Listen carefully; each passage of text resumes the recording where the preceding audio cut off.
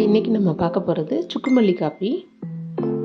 இது வந்து எப்படி செய்கிறதுன்னு இன்றைக்கி பார்ப்போம். இதுக்கு தேவையான பொருட்கள் வந்து சுக்கு, மல்லி, அப்புறம் மிளகு, அப்புறம் ஏலக்காய்.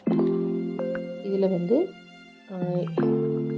சுக்கு வந்து 100 கிராம் எடுத்துக்கோங்க. 100 கிராம் சுக்குக்கு 250 மல்லி எடுத்துக்கோங்க.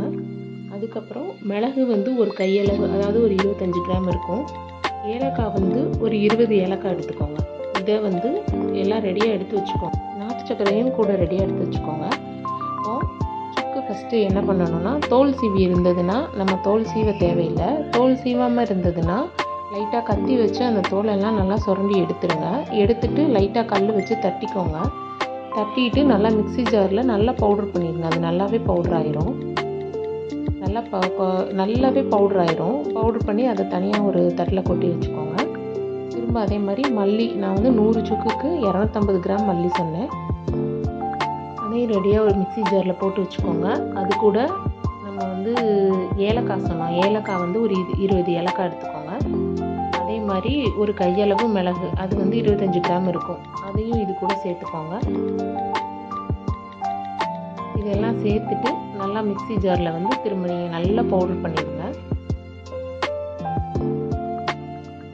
மிளகு, ஏலக்காய், மல்லி அதையும் சேர்த்து நல்லா பவுட்ரு பண்ணிட்டு, இப்போ நம்ம ஏற்கனவே பவுட்ரு பண்ணி வச்சுருந்த சுக்கு பொடி கூட இதையும் வந்து கலந்துருங்க. நல்லா கலந்துருங்க. ரெண்டையும் சேர்த்து நல்லா கரண்டி வச்சு மிக்ஸ் பண்ணி விட்டுருங்க. அதே மாதிரி ரொம்ப நேரம் இதை வந்து வெளியில் வச்சிடாதீங்க. உடனே வந்து ஒரு ஏர்டைட் கண்டெய்னரில் போட்டு மூடி வச்சுருங்க.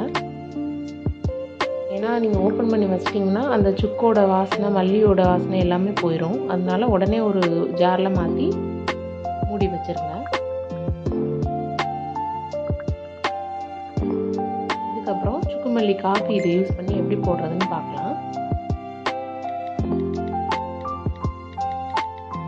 இப்போ வந்து ஸ்டவ்வில் ஒரு பெரிய பாத்திரத்தில் நம்ம 3 டம்ளர் தண்ணி எடுத்துக்கோங்க.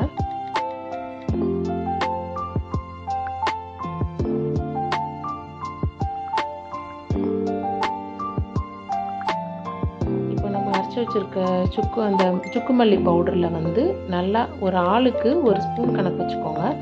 இல்லை கொஞ்சம் காரம் அதிகமாக குடிக்கணுன்னா கூட 1 ஸ்பூன் கூட போட்டுக்கலாம், ஒன்றுமே பண்ணாது. அதே மாதிரி நாட்டு சக்கரை உங்களுக்கு தேவையான அளவு, எப்பயும் டீக்கு போடுற அளவு. டீ போடும்போது நீங்கள் எவ்வளோ நாட்டு சக்கரை போடுவீங்களோ, அதாவது ஒரு டம்ளருக்கு ஒரு ஆளுக்கு 1.5 ஸ்பூன் அந்த அளவு தான் இதுக்கும் போட்டுக்கோங்க. இப்போ வந்து இது நல்லா வந்து கொதிக்கணும். சுக்கும் மல்லியும் நல்லா கொதிச்சா தான் அதோட எசன்ஸ் நல்லா வந்து டீயில் இறங்கும். நல்லா கொதிக்க விட்டுருங்க. இதை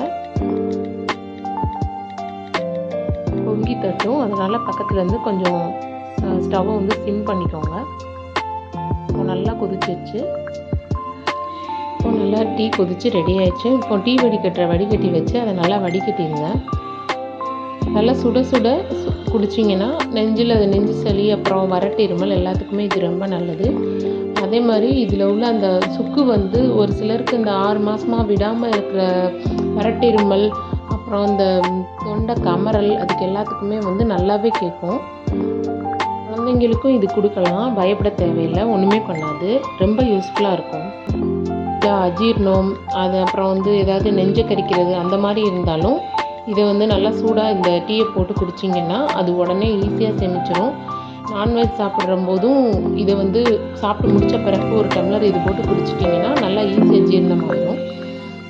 இந்த வீடியோ வந்து எல்லாருக்கும் ரொம்ப யூஸ்ஃபுல்லாக இருக்கும்னு நினைக்கிறேன். தேங்க்ஸ் ஃபார் வாட்சிங்.